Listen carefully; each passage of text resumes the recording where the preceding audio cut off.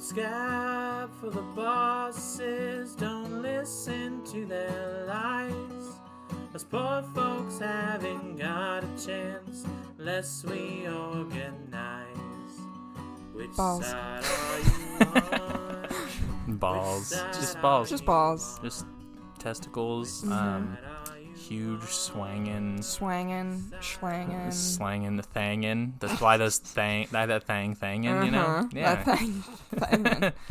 That's what I've always said. Yeah. Happy May Day. Happy May Day. By the way. Friends and workers of the world. I was working on our Instagram post about it, and then I was at the doctor and I had to stop. But it's about to be posted, everyone. It's coming. So Keep your eyes peeled. check out that Instagram story. Yeah. Workers of the world unite. Fucking unions rock. Kill your boss. Kill your boss. All the things. In Minecraft, kill your boss. Yes, allegedly. Allegedly murder your boss is what we're saying. Or perhaps in the early 2000s popular online game called Second Life, which will come into play a little bit later. Really? Wow. Okay. Yes. Okay. I was more of a Club Penguin person myself. Me too. Yeah. I feel like I was too young yeah. for Second Life when it came out. Yeah. Yeah, because I was like on the tail end of MySpace, I feel. Like I had a MySpace for like maybe a year or a year and a half. Same. Before it was like Facebook kind of took over, you know? Exactly. So I feel like that was, yeah. Because I feel like Second Life and MySpace kind of all were like very hand in hand. Like, and then there's that other one. It started with a Z. I don't remember. I don't know. There's another like, you know, what would you even call those? Like RPG kind of yeah, game, RPG like lifestyle game or whatever. Yeah. Did you ever play Habbo Hotel? Yeah, that one was good too. Yeah. And it was like all like those ones. There was another one with a Z, but I can't remember what it was called. There was a lot of those. There was a lot of those. I was actually watching a YouTube video today on one that was called like Miss Bimbo, and it was like supposed to be like a parody on like, I don't know, Valley Girls or whatever. So you'd have to like go and get like plastic surgery and stuff to like meet your goals and like fulfill challenges and all this stuff. Yeah, that existed. Yeah, it's like the Kim Kardashian like phone app game. Yeah, love the Kim Kardashian phone app game. Phone app game. Well, folks, I'm Phoebe. I am not Phoebe, actually. True. Well, Well, I mean, we're kind of the same person. True. I do like I'm Taylor by day, but like Phoebe kind of by night. You know, like I kind of assume the alter ego of Phoebe. Mm-hmm. We like Freaky Friday switch places at dawn. Yeah, at dawn every dawn. I feel, you know, it's like Phoebe is more of like a concept at this point, right? Versus like a person. So like I'm Phoebe, you're Phoebe, we are collectively lives Phoebe. Within all of us. Exactly. You have to unlock your inner Phoebe. Absolutely, yes. That's what I'm saying. But my name is Taylor by day. His, you know, the name of his vessel. My Christian name is Taylor. And the Christian name of this podcast is Remarks. That is the Christian name of the podcast. The Christians I hear, I love it. I hear we're big with the Christians. Oh, yeah. That's like our biggest audience, what for I've sure. heard, yeah. Oh, absolutely. So this week we're talking a little bit more connected with what we were talking about last week, and I am covering Edward Snowden, the goat of the week, who fucking exposed the NSA. So yeah, fuck the NSA. Amen. True. Preach. Well, shall I jump into it? Please do. Okay. So yeah, I mentioned Edward Snowden in last week's episode as the man who had revealed information about the NSA to several journalists. And so this week I want to get a little more in depth about him and why is he important. So Edward began his career in the government in 2003 when he enlisted in the Iraq War. Having only a few options because of his trouble committing himself in high school, joining the military was something that Edward thought would be a good use of his time and something honorable that he could do. He saw what had been happening in Iraq under the rule of Saddam Hussein, and he wanted to help the Iraqis get their freedom from an oppressive leader. He said, quote, "I wanted to fight in the Iraq War because I felt like I had an obligation as a human being to help free people from oppression." And I actually was listening to a podcast with him today, and he was talking about, like, how he used to be kind of this, like, wide-eyed, like, the government can never hurt us kind of person, because, like, we all were, you know? Yeah. I mean, they, like, want you to think that. They train you to think that. Exactly. Yeah. They're like the used car dealership or car, like, salesman of, I don't know, institutions, I guess. Yeah, it's true. It's true. It only took a couple of months into Edward's military career to realize that he had become part of a corrupt organization that was also responsible for oppression. Quote, most of the people training us seemed pumped up about killing Arabs, not helping anyone. Yeah. So that kind of spells it all out for you. That's how it be. Mm-hmm. And then Edward actually ended up breaking both of his legs in a training accident during, like, basic Jesus training. Christ. I know, which sounds fucking horrible. I mean, you can't. You're dunzos. Yeah. So then he was subsequently discharged, which honestly was probably a good thing. Yeah. Edward's entire family worked for the government in one way or another. His father was a Coast Guard, his mother was a court clerk, and his sister was a lawyer. And his granddad worked for the FBI and was at the Pentagon on September 11th, 2001. Whoa. And so, yeah, I know. So Edward said that because of this, he felt that it was expected of him to take a job in government. And so after his military stint, he went on to do security for an NSA research center in Maryland. And this got his foot in the door with the NSA and kind of began his cyber surveillance career. So then in 2006, Snowden attended a job fair for U.S. intelligence agencies and was offered a job with the CIA in IT security. Edward quickly proved himself as a technology genius. Literally, he scored above 145 on 2 separate IQ tests. Damn. So this bitch smart. This bitch be kind of fucking smart, dude. Kind of like... Shoddy, hey, what does that brain do? Edward Snowden's brain is like that meme with the guy, and his huge brain is like the chair, and then it morphs into another guy that he's playing chess with, and the chessboard is also his brain. Yeah. That's Edward Snowden. I could see it, for sure. That's for kind of always sure. what I assumed you looked like, yeah. Yeah, pretty much. So he rose in positions quickly, and then by 2007, he was on a diplomatic mission in Geneva, Switzerland as the top technical cybersecurity expert. And then in 2008, Snowden supported Obama at the NATO summit in Romania. So he became, like, big deal fucking dude very quickly. Edward's time in Switzerland working for the CIA was when he really began to see the shader inner workings of the organization. Snowden claims, this is fucking wild, and it's probably true. Snowden claims that the CIA, who was hoping to recruit a Swiss banker as an informant, got the banker drunk and then encouraged him to drive home.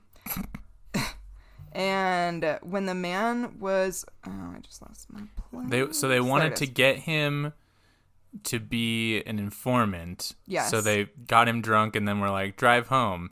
Yep. So that he could die? I don't... Well, so they get him drunk, they encourage him to drive home, and then when he's arrested for drunk driving, this CIA agent who had kind of been like his buddy at the bar being like, hey man, drink more, he like shows up, I guess, to like bail him out or something. I don't know, I couldn't find like deep details, but basically it was like, I'll help you out if you help us out. Oh shit. If he would agree to be an informant for the CIA fucking on stupid Swiss bank secrets. Yeah. That's, I mean, what a... I wouldn't be surprised if it was true, because, I mean, the CIA's done more insane things than that. Exactly. So that, I feel like that's just, like, bottom of the barrel what I would expect the CIA to do. Yeah, absolutely. And so it was this incident and the information that Edward now had access to with his clearance levels that made him begin to make plans for exposing the secrets of the intelligence agencies. With the election of Obama, Snowden started to feel hopeful that maybe something would change. Like a lot of us did. Lovely. Sorry, Ed. Young Edward Snowden. Yeah. Young, naive man. Poor young Edward. Yeah.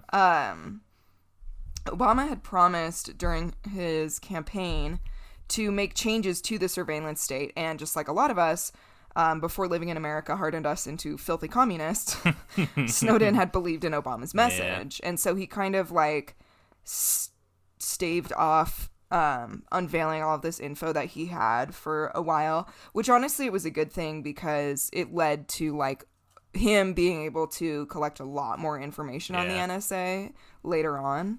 And then he also said that he had felt conflicted about exposing the CIA because all the information that he had to expose the CIA with was about like individual people. Mm-hmm. And so if he were to try and like give information about the CIA, he would be then also giving information about these people, like deep personal information. Yeah, so it was like, and stuff. what do you do in that situation, you know? True. That's tough because then it kind of turns into like a witch hunt too. Of Right, like, you know, right. Like, oh, well, this person did this. And they're like, I don't know. Yeah, You know, I get where he's coming from. Yeah, it would have kind of like just started this whole thing. And he had said, this is what he ends up doing. He had said that like he didn't want to expose anything except for like the mechanisms of which the government was using to glean information off people. For sure.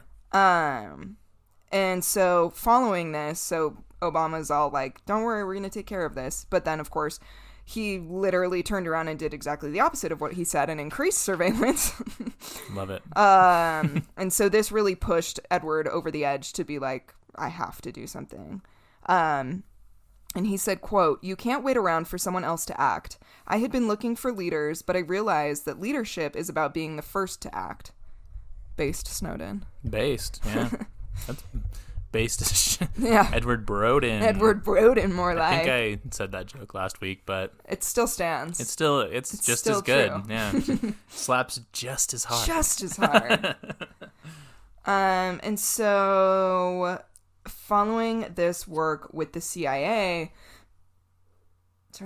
Snowden became a contracted worker for Dell, the computer company, and he took a position with an NSA facility in Tokyo, where most of his focus was on mass surveillance in China. And these studies made him go, no, wait, just 1 minute. Because it's like literally we're doing the same thing. Like the US is also a mass surveillance state. Hello. Mm-hmm. So he's like reading all of this shit about like the mass surveillance that goes on in China and being like, I worked for the fucking CIA. We do the same shit. Thing. I'm working for the NSA right now. His boss is like, yeah, those terrible commies over in China. And he's like, sir, sir, excuse me. Oh, I hate the fucking commie. Sir? Exactly. Literally. He's like, but... Question? Did they just copy and paste our rules? Because... Yeah. I mean, a lot of people did and have. True. Looking at you, Germany, during World War II. Copying so much of what America had done. Not only did they copy what America had done, there was certain people in the this is a tangent. There were certain Nazis that were like, wow, America's a little too gnarly with how they treat black people. They're a little too insane. Oh, no.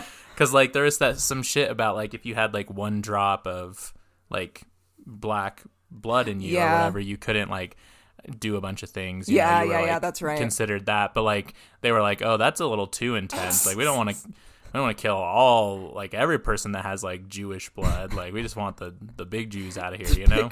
Yeah. Fuck. It's really nice and like comforting. Yeah, it's wholesome. Mm-hmm. You know, it's like. It's fun when you like your little brother copies you, you know, like you listen to a band and then like your younger brother listens to a band and you're like, oh, like I showed him this band. Yeah, you commit a mass genocide of people and then your little German brother also commits a mass genocide of people. It's basically the same thing. Yeah, it's like, aw, heartwarming. Exactly. Oh, good stuff. Oh, yikes. And so Snowden, using his position through Dell, he climbed up the sort of corporate security ladder, and he garnered higher and higher security clearance levels, collecting more and more information about U.S. surveillance. And this actually, he's spoken about this. It was kind of interesting for him because it's like in order to release all of the information that he knows is there, he kind of has to like play the game, and it's like it's this shitty dichotomy of being in this which we'll get to a little bit later, this other sort of step that he takes. Mm-hmm. So he's able to get these higher and higher security clearance levels, and he gets more and more information about the U.S., and so then he starts secretly making copies of the documents that he has access to and saving them in preparation for exposing the CIA and NSA. And so this is where, like, a lot of the documents that you can see now, this is where they came from, was like his time during Dell. He was just making these, like, somehow saving them in a way that they wouldn't fucking figure it out. I mean, he's smart, so I'm tech sure shit. he can figure it out. Yeah, he's a literal genius. So. We'll ask Daniel. Yeah. How did Edward Snowden do this? Yeah.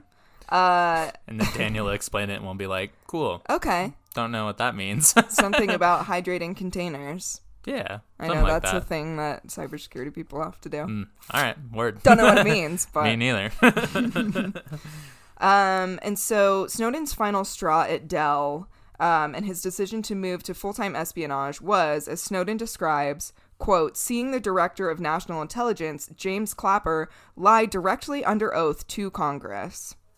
And so it was during a 2013 hearing for the United States Senate Select Committee on Intelligence. Again, they have like the longest fucking names for this shit. It's so annoying. And it's like committee under committee and like sneaky committee over here that has like another really long name so that you can never know like actually who controls what and what they're fucking doing. I mean, and that kind of shit is like not even, I mean, the government sucks about that shit for sure, but it's the same fucking bullshit with like weird, like companies do that shit all the time where there's like, you know, all they like one mother company owns all these like little things that like do different things. Like I feel like oil companies are really bad about it. Like yes. They like will put like their assets in this other company that like does this shitty thing so that like doesn't tie back to them and like I don't know. It's just how like bureaucracy fucking bullshit goes. It's true. Well, yeah, I mean we talked about it when we were talking about the Mormon Church, like their whole thing is exactly that. Yeah, no, for sure. It's just, it's good. It's cool. Sexy. It's fun. It's so sexy, dude. Super sexy. Yeah. And so it was during a 2013 hearing for, oh yes, right, as I was just saying, this really long fucking name, the United States Senate Select Committee on Intelligence, where James Clapper was asked by Senator Ron Wyden, quote, does the NSA collect any type of data at all on millions or hundreds of millions of Americans? Clapper says, no, sir. Wyden, it does not?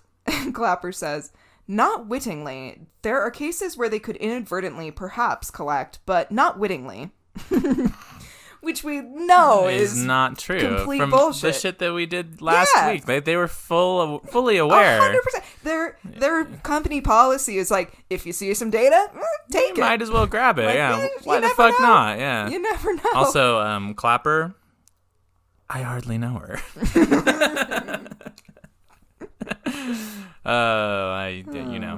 Can't let it pass. You have to.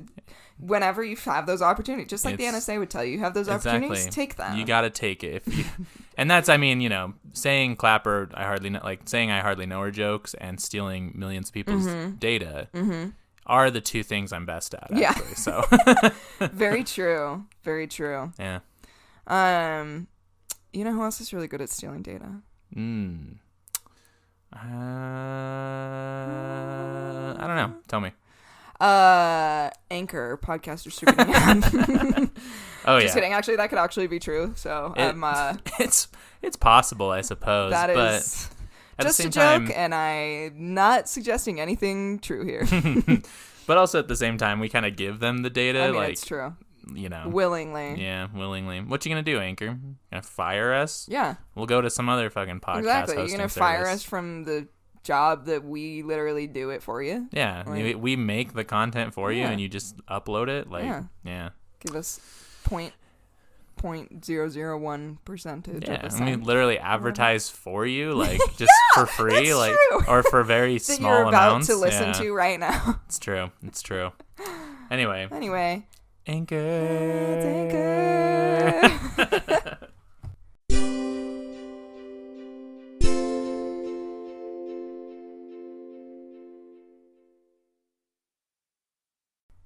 Yeah. We're Ariana Grande's here. Yeah. Oh, weird guest appearance by Ariana Grande. Like, what's up? Yeah. Yeah. I mean, me and Ariana go back. Oh yeah. I mean, like, when I met her, she was Kat because victorious, but that was, True. Yeah. You and Kat are very close. Me and Kat, we go way back. Oh, man. Yeah, the rise of Ariana Grande is, like, so funny to think about. It's crazy because, and granted, I know a lot about this subject because I've watched so many YouTube videos about Nickelodeon sitcoms. But but I grew up watching them, so I think they're interesting. It is. But it's interesting because I feel like Nickelodeon really thought that like Victoria Justice was gonna be like the big one, and they gave her like all the stuff. Yeah. And then just it didn't happen like that, you know? Yeah. Which I think is very funny. Yeah, like Ariana kind of like went off and did her own thing, and then it was just like, oh shit, nobody's looking at Victoria Justice anymore. Sorry, Vicky. Yeah, I mean, she seems to be doing okay. I think she's fucking fine. I think she'll be okay. But she's got that fucking Nickelodeon money. Yeah, I just find it funny that Ariana Grande was like the breakout star, and like she did like the thing that not a lot of like teen kids show actresses do, where they like, again, like they go on past their like prime as like a Nickelodeon actor, you know? Because I feel like I can't really think of another person besides her and like Miley Cyrus that have like ascended to that point. Exactly, you know? Yeah, where it's like when you say their name, you're not thinking of her and Victorious. You're like Ariana Grande, the famous pop singer. Or Miley Cyrus, the like famous singer. Yeah. You like might think of Hannah Montana like for a sec, but like you know what else she's done. Yeah, you know? You're like, oh, she's more than that. Yeah, exactly. But Victoria Justice, oh, Victorious. But like if I say Drake Bell, you just think Drake and Josh, like, exactly. Or you think grooming underage women, but maybe not the best thing to be known for after that. Oh, yikes. Or Drake Campagna, because he moved away to get away from all of his sexual assault allegations. Woo! He moved to Mexico. He fucking fled the country. As one does. I mean, I feel like moving to Mexico or going to Mexico is almost like as incriminating as just pleading guilty for what you did. Right. Because like the minute you go there, everybody's like, yeah, you did the thing. Yeah. You did the thing. Mm-hmm. Yeah. Fave thing. I love it. Speaking of doing the thing, let's talk about the thing that the NSA did. Was that good? No, that was great. Segue? That was a really good segue. So we left off, Edward Snowden was working for Dell, doing like contract work for the NSA through Dell, and the fucking main dude for the director of national intelligence, James Clapper, literally lied out his asshole to the fucking Congress. And so what Snowden had to say about this was that it was definitely a lie. Because what he had discovered while working for Dell is that the NSA is, quote, intent on making every conversation and every form of behavior in the world known to them. Which is exactly what they, I mean. That's the whole on the point. Nose. Yeah. Couldn't have said it better myself. Couldn't have. So Edward quit Dell, and then he took the opportunity to get much closer to the NSA, taking a position at Booz Allen Hamilton, working as a contracted consultant for the NSA. They're like a consulting firm or something. I don't know. One of those like kind of places. And it was during his time at Booz Allen Hamilton that he collected the last bits of intel that he needed in order to expose the NSA. And so in May of 2013, yes, Edward told his superior that he would be needing to take a leave of absence due to a bout of epilepsy. Which was mostly true. Mm-hmm. And then he told his girlfriend that he had to leave for work and that he would be gone for a few weeks, which was not true. So on May 20th, 2013, Edward boarded a plane and flew to Hong Kong, never to return back to the U.S. to this day. Crazy. So what had been happening in between those two things? Earlier that year, Snowden had made connections with several journalists that he felt he could trust with this sensitive information. Glenn Greenwald with The Guardian, Laura Poitras, who had written a New York Times article about another NSA whistleblower, William Binney. And he had been in contact with them for like several months. And it was on, oh my gosh, when is the date here? I just lost it. Oh. There it is. Okay. So it was late May 2013, May 16th, and he told all of these journalists, give me a couple days and then release the documents. And so that is when he boarded the plane. He gets to Hong Kong, and literally it's like while he's on the plane is when all these articles come out, and he's like, bye-bye. He really Homer Simpson into the bush, into Hong Kong. Yeah. And he had said that he chose Hong Kong because of their what's the word I'm looking for? Their opposition to the Chinese government. Yeah. He felt like they were kind of viewed like security as a bit more important, and surveillance as something that they didn't agree with. So that was kind of his first idea. Yeah, kind of a middle between China and the U.S. Mm-hmm.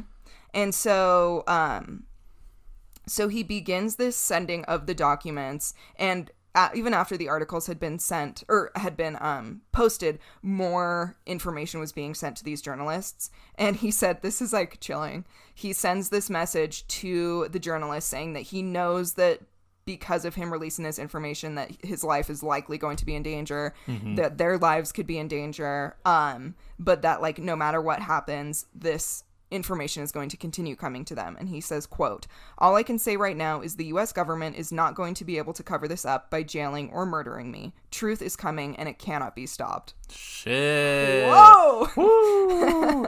Yeah. It's always the Guardian too. I feel like they always get like the hot scoops. They on do. Shit They because do. They come up in mine. I mean, kind of. Yeah. It's the same thing basically, Yeah. but like And like I feel like pretty much any time, like pretty much every week when I'm researching for what we're doing, there's some Guardian article, and I always trust it because I feel like they don't give bullshit, you know? Usually pretty good. I don't know. Yeah, I mean, I'm sure there's some criticism to be had, but also like it's somewhat on a journalist to journalist basis too, you know? Like not every journalist who writes for like a big news company is going to be like exactly tight, you know, but some of them are like, I don't know. Yeah.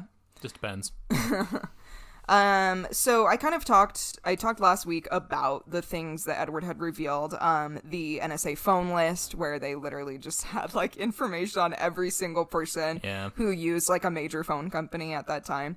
And then also with the PRISM, program, which was like what they used to get intel on like all of these like foreign deals, that even it was like hospitals and shit, like personal ass information. So I just have a couple of other really funny things that the fucking NSA did. Word. Love it. So the NSA spied on users from Second Life, so that's where I was talking about that earlier. So literally fucking like, no shade to Second Life users, but like dude in his mom's basement who's like, I'm really buff on this video game, and they're like spying on them. Yeah. It's so weird. It's GC content. I mean, what would the NS? I mean, I've heard personally that terrorists are very frequent on Second Life. Absolutely. Yeah. That's like where they that's where they meet at a cafe in Second Life to talk about their terrorist plans. True. Yeah. I mean, for sure. That would make sense. Yeah. Because it's the most secure place probably ever. Like, I doubt that there's ever been any issues with, like, cybersecurity on Second Life. Nah, not at all. No. Definitely not the NSA spying on you. No, definitely not. They also spied on users of Xbox Live and also World of Warcraft. Not surprised. Honestly... The Xbox Live is funny because I'm sure they just heard so many slurs. Oh, yeah, that's all it is. Oh, my God. It's just, I mean, I guess it's better now, maybe. I don't know. I don't really play, like, in online lobbies often, but, like, But, yeah, like, that time, like... 2009 Xbox Live. Yeah, like, it's just slurs. Teenage boys saying slurs. That's all it is, and that's the content that the NSA's after. Oh, man. And then they also used these sites to try and recruit informants. Like, fucking, you're getting informants from World of Warcraft. Like, I'm just thinking about the dude that I dated who was, like almost, like, famous World of Warcraft level. Because that's, like, all that he did. And, like, I'm, like, imagining him being, like, a fucking... An informant NSA for the NSA. Informant. Like, it's just hilarious. God. This is fucking crazy, and your brain is about to explode. All right. So, Snowden documents also... released that NSA agents spied on their own quote-unquote love interests. Yeah, I think I did hear, I've heard about this, but yeah. And the name for this operation was called Love Int, like love intel. Yeah, Lame. that's lame for sure. A bunch of dorks, but I'm not surprised that they would do that because literally who's going to tell them not to? Yeah, exactly. I've heard like these stories about like when all of this came out, how like Edward Snowden would say like, oh, like there was a bunch of guys that would like intercept like nudes that people had sent and then like call everybody over to look at them. And it's like, that's so fucked up. Yeah. Like, come on. Like, it's just exactly to be like, just to be not only to like intercept them, obviously, but then to be like, hey, boys, come look at this. Yes. Like, it's just, it's gross. I'll actually read you a quote about that because Please, I meant to put it in my notes. So yeah, he was saying that like he started having doubts about the ethics of working for the fucking NSA because there was all of these young people, men mostly, who were like 18, 22, who, quote, were suddenly thrust into a position of extraordinary responsibility, where they now have access to all your private records. In the course of their daily work, they stumble across something that is completely unrelated in any sort of necessary sense. For example, an intimate nude photo of someone in a sexually compromising situation. But they're extremely attractive. So what do? They turn around in their chair and they show a coworker. And sooner or later, this person's whole life has been seen by all of these other people. Yeah, it's pretty bad. Yep. Pretty not good. Yeah. And he said that he saw this happening at least once every 2 months. Yeah, it's... Yeah. I do not like it. No, it's horrible. So when we joke about the icky. NSA having your nudes, they really do. They probably do. They really do. Couple other things, and then we'll get to where Ed is at today. So the NSA also had been tracking the online sexual activity of people that they called radicalizers, which could really just be anybody, but I guess maybe it's like people that talked about being left-wing or something.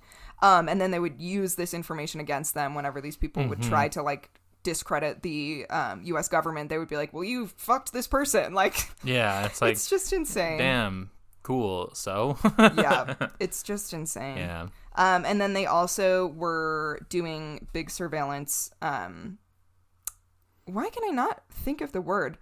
Big surveillance projects on UNICEF, Médecins du Monde, which is a French, like, they help out people with fucking healthcare. Oh, cool. And then other, like, allies of these, like, human charities. Because they're dangerous. Yeah, exactly. For sure. Right. So there you go. That's what the NSA spends their time on. I mean, I like that they're helping people with healthcare. I don't like that they're French. Yeah. So, I mean, I do agree. I do that. agree that, like, should we spy on the French? I don't trust them. But these guys sound okay. Yeah, exactly. Exactly. Just kidding, all the French listeners. I'm joking. We love you. We love you. We want you. So on June 23rd, 2013, so Edward was hanging out in Hong Kong, hiding. He said that during this time in Hong Kong, he pretty much never left his hotel room. He said it was maybe 3 times he left his hotel room. Crazy. And then June 23rd, 2013, he flies to Moscow.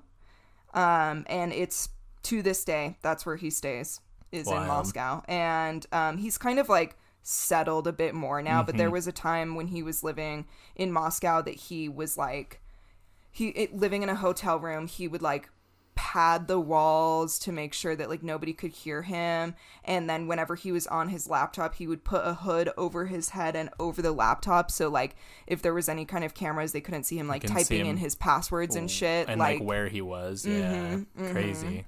And he said he was like, this might have been just my, like, maybe I was being paranoid, but also not really. But at the same time, like, you know, I guess it's better to be paranoid and do weird things like that than to not, you know? Exactly. Well, and he literally worked for the people that were going to be coming after him, so he knows every single way that they could come after him. Yeah, exactly. So it's like, at that point, I'd say take as much precaution as you feel necessary, my guy. Exactly. Yeah. So he is in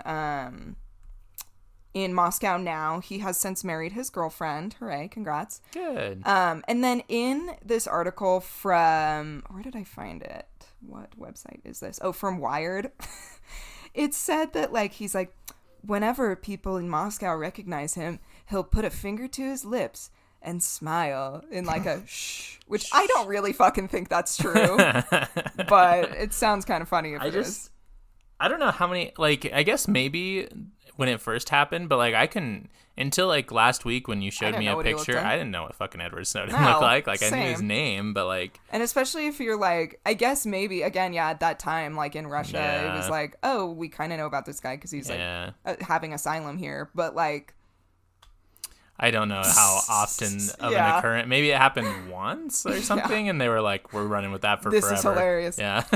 Yeah, I don't know. For sure. But he's been granted, like, permanent residency in Russia.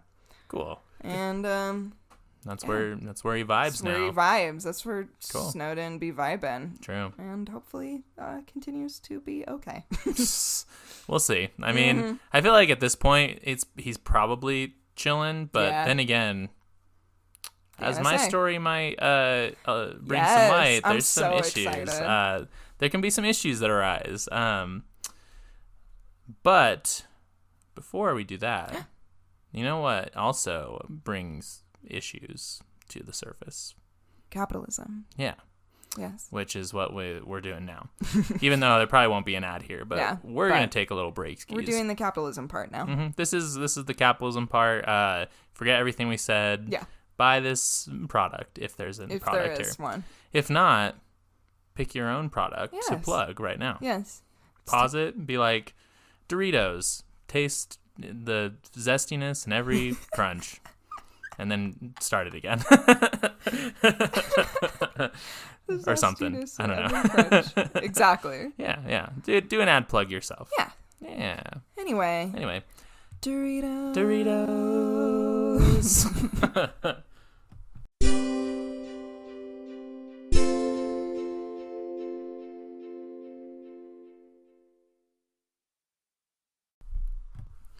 We're back. We're talking about pickles mainly. True. And how they're pretty all right. I'm not a fan myself, but I support those who are. Yeah. I understand that there's a large pickle connoisseur community out there. I'm a big fan of Manhattan style, personally. I think they're some of the best. And I don't know if that's just because I've only bought them at Trader Joe's, so I don't know if it's like just a Trader Joe's thing. But however they make those their Manhattan style pickles at Trader Joe's, like, damn, they fuck. TJ's has like just the best everything. Most things, yeah. It's just, again, it fucks. Yeah, fucks That's hard. That's all I can say about it. Yeah. Trader Joe's, sponsor us. Please. That would be so amazing. I would love that. I can't remember if I told this story already on the podcast, but when I was in California, my aunt didn't know that I was vegan or didn't know like what veganism is, and pretty much only had like meat and eggs to eat. Yeah. So then the next day she was like, well, we gotta go to Trader Joe's to pick up these flowers and so Phoebe can get some food that she can eat. And truly. Of course Trader Joe's delivered. Yeah, I had their samosa burrito. Have you had that? No. It's so good. Do they have those here? I don't know. Seen that. I don't know, but it was so good. So. It's literally just like a samosa, but in a burrito. Damn, hell yeah. Yeah, it was amazing. I recently went to this Mediterranean restaurant, and they had a falafel burger. Oh. And it was like, instead of having like a burger patty, it was just a patty of falafel. Fuck. And then like dank condiments. Yeah. And it was good. What restaurant? What the fuck was it called? Was it Spitz? No, it was this like new one that's on 9th South. I think it's like Laziz. Laziz, yeah. Yes. Yeah. Oh yeah, I wanted to check that out. Yeah, it's pretty good. I'd suggest. Yeah. Will do. Falafel fucks. Yes. Like Trader Joe's. Falafel fuck sauce. Yeah, fucks. Yeah. Fucks. Exactly. It has sexual intercourse on the regular. Oh yeah, no. It fucks. Yeah. Anyway, we're talking about another good big old name in the espionage world. July 3rd, 1971. Julian Assange was born in Townsville, Queensland, Australia. Which Townsville is also the name in the Powerpuff Girls. Is that what it is? The city of Townsville. I'm pretty sure. I never really got into the Powerpuff Girls. That fucks as well. Yeah, it's a good show. Anyway, yeah, he's an Aussie. He's an Aussie man. An Aussie. He moved around a lot as a young lad and actually had lived in over 30 Australian cities by the time he reached his mid-teen years, but eventually settled in Melbourne with his family. The capital. Which I know from my fake Australian personality. Yeah. Phoebe's really good at an Australian accent and has convinced many people that it's so fun. She's from there. It's so much fun. Clary. It is alleged he may have had some involvement in the Wank attack, W-A-N-K, on NASA around this time. So he was the real deal when it came to hacking and computers. Yeah, he was wanking. He was wanking. Let me double check. I forgot to look up. Wank stands for something. I just didn't write it down. That's really... I love that. Oh, is it? So it was a computer worm that like got into NASA's system. What did it stand for? Worms Against Nuclear Killers was like the Wank. So yeah, they uploaded like a virus or whatever, a computer worm, if you will, to NASA, and it's alleged that he may have had some involvement. Wow. It's not proven, but a couple. Yeah, and again, this is like he's a kid at this point. Yeah, like, he would have been, I don't know, 16 or 17. God damn. A couple years later, he was actually arrested in 1999 and charged in... Oh, wait. I skipped a whole fucking part. In 1987, my apologies, at the ripe age of 16, Assange began hacking. So this is before the Wank attack on NASA. He and some other dope, cool hacker guys formed a group by the name of the International Subversives. Okay. Assange went under the pseudonym Medax and would hack with some fellows who went by the names Trax and Prime Suspect. Wow. Real That's 80s so fucking sick. names. Yeah. That's so sick. That's like a movie. I know, exactly. I bet they all had like cool haircuts and wore dark glasses. Oh, I'm absolutely sure. They had some dope haircuts. Anyway, a couple years later, he was actually arrested in 1991 and charged in 1994 with 31 counts of hacking and related crimes for attempting to hack the master terminal of the Canadian telecommunications company Nortel. Okay. So he did get busted. The authorities realized they could use Assange's abilities, and in 1993, he was actually helping the Victorian police catch distributors of child pornography. Whoa. Which I think is like, it's always funny when like you're so good at something that the police are like, we need to fucking get this guy on our side, you know, like this guy knows what he's fucking doing. So like, yeah, he was helping out with that, which is pretty cool. That is pretty cool. Pretty dope thing that he's doing. Yeah. Moving into 2006, Assange with others would establish the website we've all come to know and love, called WikiLeaks. Woo woo! And Assange would describe himself as the editor-in-chief, as a cheeky joke at American politics. The organization would publish such things as revelations of drone strikes in Yemen, corruption across the Arab world, and the Petrograd oil scandal in Peru. I didn't look into any of those. Those are just some other things that they did, kind of leading up to what they're going to do. Everything was given to the website editors and hosters from anonymous sources. This comes back later, so keep this in mind. Everything is anonymous when people submit their, their leaks to this, this website. Word. All of these leaks helped WikiLeaks gain some notoriety with people around the world looking into what fucked up things governments were getting up to. However, it wasn't until WikiLeaks started to post about some of the Iraq war fuckery that they made a big name for themselves in the U.S. One of the most prominent leaks to come out on WikiLeaks was a video of a group of U.S. soldiers in Iraq firing down from a helicopter. in the video, we can hear communications between the soldiers, and it is pretty gross. And I'm going to show you a excerpt of that video right now. Oh, this is the video. Okay. Mm-hmm. Taylor was telling me before we were on air that he was going to show me a video that will enrage me, so I'm just nervous. Do a little description here for the audience, but will do. Push play whenever you're ready. Okay. You can hold up to the mic, I guess, if you want to.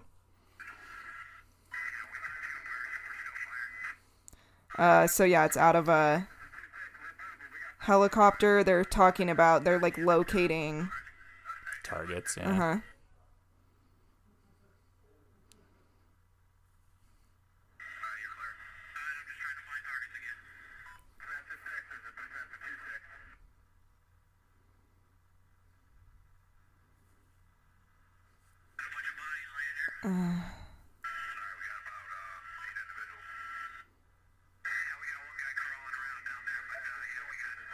Mm-hmm.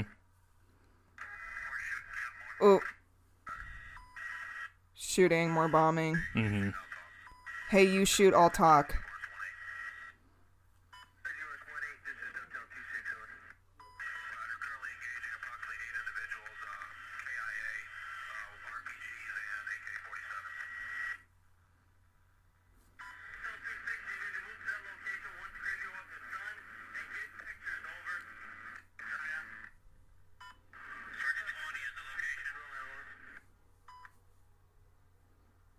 It gets worse.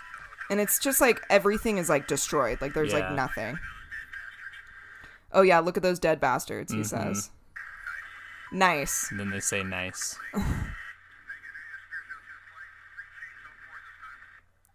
Ugh. So the video kind of goes on like that. It's very much, I heard it described as like they're playing a video game. Yeah, that's exactly. Very much what it sounds like is like Call of Duty dialogue, you know? Yeah. Like they're like, oh, I got one guy crawling right here. Exactly, yeah. And it's like, and again, just them being like, oh, those bastards. Yeah. And like, yeah. Nice, he says. So the name of that video is called Collateral Murder. It's kind of what it was dubbed on the internet. And it shows the soldiers killing 18 civilians from a helicopter and talking about it like it's a video game. And it was said that Assange had worked for a week to attempt to bypass the encryption put on the footage by the U.S. military. Wow. But so that was one of the big clips that came out, just kind of showing again the depravity of war, I suppose. But also again how it's not only how lenient they are talking about murdering people, but again, it turned out that there was 18 civilians that were killed, and it was just kind of laid out there for people to see. Yeah. Also, like whenever they said they were shooting, I want you to know that like the explosion that came from the shooting was like bomb style explode. Like they're not just like shooting a gun, they're shooting like a bomb down. Yeah, they're in a helicopter, so they have the big old guns on there. Like it's not. Yeah, they're wiping the floor with those. Yeah. So in October of that same year, Iraq war logs were also leaked onto the site, which contained 391,832 Army field reports from the Iraq War. These are still available to view, and they contain kind of the typical military fuckery that one would expect. But, it's, again, just a lot of it kind of just goes to show how the military was treating people in this, in this conflict. One of the more interesting findings was the Guantanamo Bay files, which were leaked on April 24th, 2011. 779 secret documents were published relating to the detainees in Guantanamo Bay.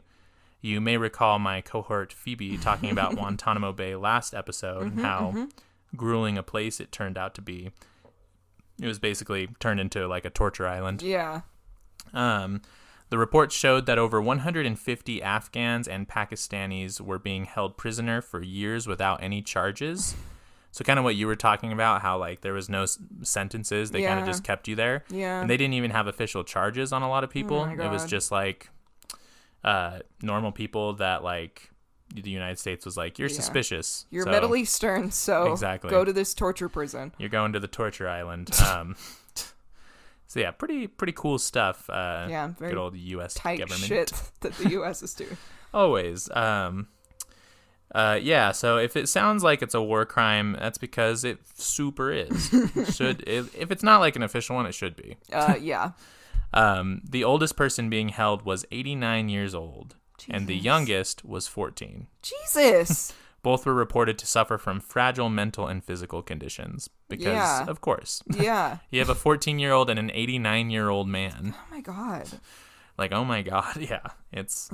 And, like, you're not even allowed to put a 14-year-old kid in jail. Like, exactly. Like, I guess they would go to juvie, which is, like, kind of the same shit, but, like... But you're telling me you're allowed to imprison them at fucking Torture Island? Torture Island? Like, oh, God. Yeah, that's the thing. It's like, yeah. Why even have those kind of, like, why even have, like, minor charge laws in place then? Oh, because, you know, it only applies if you're white. True. True. Cablegate was another controversial leak. Sunday, November 28th, 2010, WikiLeaks began to release classified cables sent between U.S. government officials. Again, kind of all the same stuff, like fuckery with the Iraq War and different things. The 251,287 cables consisted of... It's big old numbers. I gotta make sure I read it right. 261... Oh, fuck. I'm trying to think of how. 261,276,536 words. Jesus. Making it the largest leak of classified information at the time. Woof. So this was huge. It was a lot of classified info that was leaked. Chelsea Manning was a former United States soldier that was behind leaking this information out to WikiLeaks. She was convicted of the crime for leaking these and violating the Espionage Act of 1917. She was released on May 17th, 2017 after 7 years of confinement. Jeez. So at least she's out. But yeah. Same act that was used to book Edward Snowden. Exactly. Yeah. All that espionage. Yeah. Really nice loose term you can just kind of... Exactly. You're like, oh, you did something we don't like? Espionage. Yeah, exactly. Love it. March 24th, 2008, WikiLeaks, we're getting into some of the other materials that were leaked by WikiLeaks. This one I thought you would really enjoy. Amazing. So March 24th, 2008, so going back in time a little bit, WikiLeaks released what is known as the Collected Secret Bibles of Scientology. Ooh. I do like that. Yeah. It was basically a bunch of Scientology texts that were leaked out describing just some of like the weird insanity of their religion. That's where you get to the like space wars or whatever. Yeah, like all the weird shit. I didn't even look up exact because it was a bunch of stuff that was leaked there. So it just, again, kind of general insane. But the Religious Technology Center of Scientology, which is their like media outlet kind of place that they've established, asked WikiLeaks to take down the texts. Of course. And responding to the, attempted censorship, WikiLeaks released several thousand other Scientology materials the next week. Oh, that's so base. It's so funny because they just troll everybody so hard, and it's I love hilarious. So they dumped all this Scientology stuff out. November 25th, 2009, 570,000 pager messages from victims of the 9/11 attacks were leaked out on WikiLeaks. Chelsea Manning stated that these were obtained by the NSA. So they have all of these, like, right before, right after, during, like all these pager messages from victims of, the 9/11 attacks. So that was another thing that they leaked out. I don't know the relevancy of that too much, but again, it's just another thing that they were able to get their hands on. And it's kind of weird that the NSA had those. Yeah. I don't know. But June 22nd, 2018, personal details and info on ICE employees were leaked onto the website with the stated goal of understanding and holding them accountable. So there was a big ICE leak that happened there too. So yeah, I mean, thus far, pretty based. Pretty based stuff.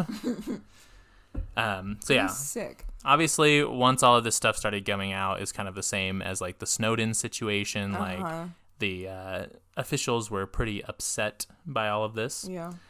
After WikiLeaks released the Manning files, or the ones that she provided, authorities began to investigate WikiLeaks and Assange specifically.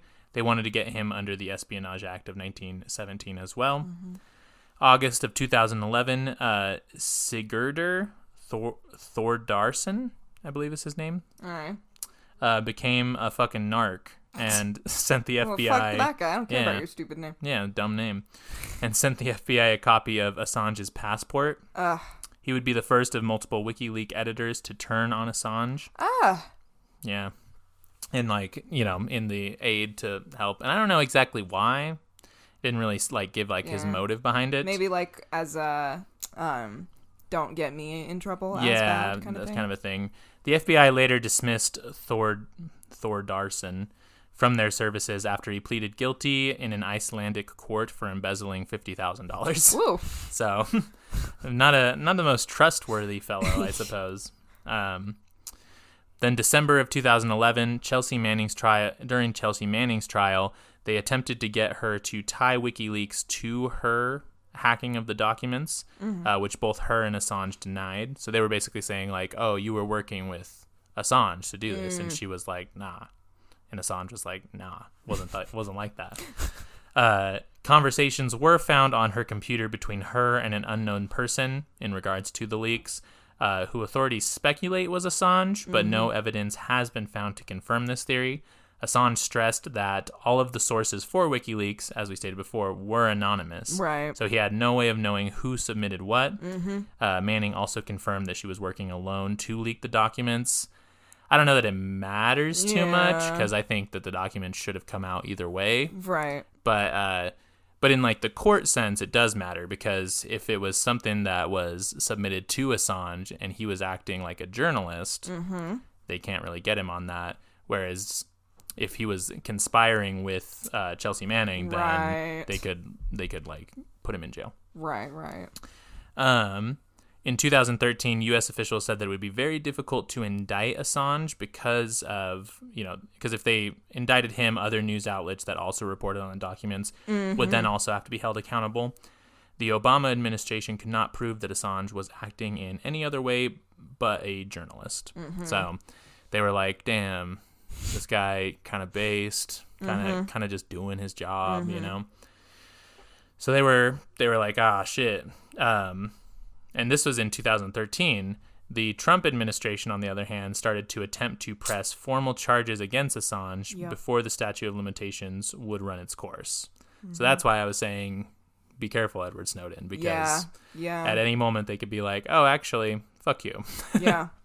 I guess you could wait till the statute of limitations expire on whatever you did. But again, this happened in 2013 that was when the Obama administration was like, oh, we can't really do anything. From these leaks in 2011, it actually, Assange was kind of like on the run for a while. He's actually been held in a UK prison since 2019 after hiding at the Ecuadorian embassy to avoid being extradited to Sweden on a rape allegation. So there was an allegation against him in Sweden for the raping of a young woman. Sweden has since dropped the investigation into Assange for the sexual misconduct, but he was arrested and then has been in this UK prison. And kind of the holdup was like the UK didn't know where to send him because the US wanted him for espionage and Sweden wanted him for this rape case that was going on. So they were like, what do we do? And then Sweden dropped the charges on him there. And then in December of 2021, the U.S. was able to get London to agree to extradite Assange to the U.S. But, however, in January of 2022, so pretty recently, Assange was given the right to fight back against the decision to extradite him. So it's still kind of up in the air right now whether he is going to be extradited to the U.S. and held trial. I didn't find out what the statute of limitations on espionage is. I guess I could look it up really quick. But give it a look-see. But I wonder how long they have to do that before it's like they're fucked, you know? Yeah. Let me see. That's interesting. Yeah, I'm sure that within this last, within, the a couple of months from like 2021 and then the beginning of this year, y'all have probably been seeing hashtag free Assange. Yeah, exactly. And this is what that is. That's what it's all about. Excuse me. Section 19 of the International Security Act of 1950, 64 Stat 1005, provides a 10-year limitation period for prosecutions under the espionage statutes. So 10 years. So I guess it really depends because, those are the main ones that the U.S. wants him for. But again, I guess you could kind of get him on a lot of things that WikiLeaks was dropping. True. Even up to today because that ICE one was from 2018. Right, so right. They're still getting I feel like I dropped. remember hearing about that too in that time. Yeah, they're still getting things that are dropped. And that's kind of the whole issue that or the whole conversation around it is should Assange be held as a spy or espionage, or should he be held as a journalist who is just reporting on something? Because he wasn't getting this info. And I mean, arguably, I don't think that Chelsea Manning did anything wrong either. No. But I think she just leaked information that was sus and needed to be leaked. Exactly. But I guess so. If we're putting on our government hats here and being oh, what's the law say? She was. Obviously, they were able to convict her because she did leak the information. Yeah. Whereas, again, Assange, that's been the whole debate is do we charge him? Do we not? What is the deal with him? True. So that's kind of the down low on our boy J-Ass. J-Ass? Ed Snow and J-Ass. Yeah. Ed Snow and J-Ass, the heroes of our time. I think that they're based. I do think it's a little sus, the whole sexual assault allegation against Assange. I'm curious what is the details of that. Yeah. But I didn't get too much into that just because the Swedish government dropped it. So they're not even investigating it any longer. Right. But yeah, that part was a little sus. But I mean, as far as his work with WikiLeaks, I think... Yeah, we love it. Yeah. I named the title of my Google Doc was Edward Snowden. Why don't you start making it Snowden on some bitches? Damn. Yeah. And that's this is gnarly thing is I don't know. I feel for a country that talks about how we love our freedom and we love our we love our freedom and we love it's the land of opportunity and all this shit. And then it's the government freaks out this bad when you leak documents, Yeah. And it's why? What are you hiding, government? Exactly. And, I know the political answer is oh, it's, for national security because we don't want other countries or nations knowing what we're doing or whatever. But it's also but you seem to have really Edward Snowden lives in Russia because he can't live in the United States anymore. Exactly. For leaking what you were doing. Yes, and he literally was they might kill me. There's a good chance they'll murder me. Yeah. Yeah. It's crazy. No, it is. Yeah. And it's again, where it's the United States says oh, it's the land of freedom, where fucking Snowden is leaking shit saying here's where they're not giving you freedom.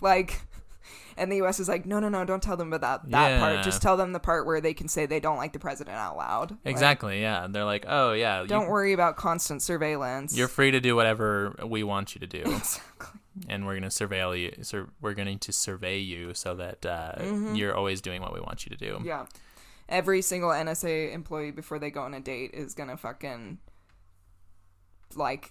look up every single piece of information.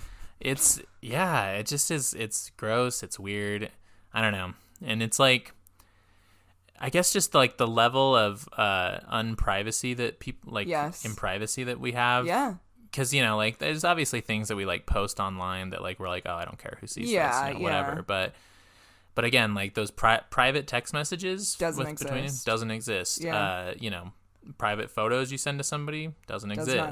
All of the idea of privacy that we have is truly just a facade. The only when I'm talking about Daniel, who does work in cybersecurity, truly the only cybersecurity that we have is from hackers.